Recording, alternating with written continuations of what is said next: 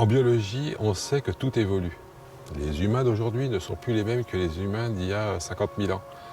Et on appelle toujours ça Homo sapiens. C'est ce qu'on appelle, ce qu'on nomme en biologie, c'est une lignée, c'est jamais un état du moment. Donc évidemment que ces tomates ou ces haricots ne sont plus exactement les mêmes que ceux qui existaient au moment où on a fabriqué ces variétés. Et ils ne peuvent pas l'être, et ce n'est pas le but qu'ils le soient.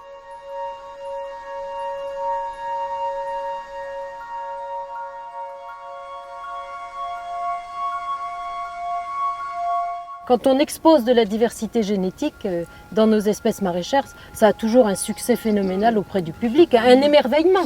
Les gens s'émerveillent, comment ça existe, mais j'avais jamais vu.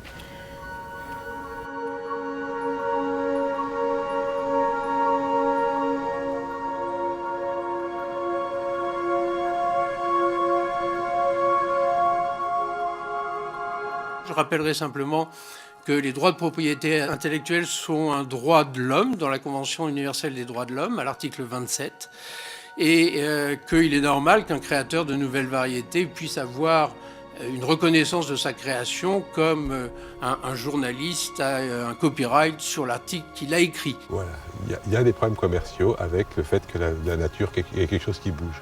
La question, c'est est-ce que du coup il faut tuer la nature pour faire plaisir au commerce, ou est-ce qu'il faut changer la façon dont le commerce fonctionne de façon à ce que la nature puisse avoir un fonctionnement harmonieux et durable dans le cadre de nos productions agricoles?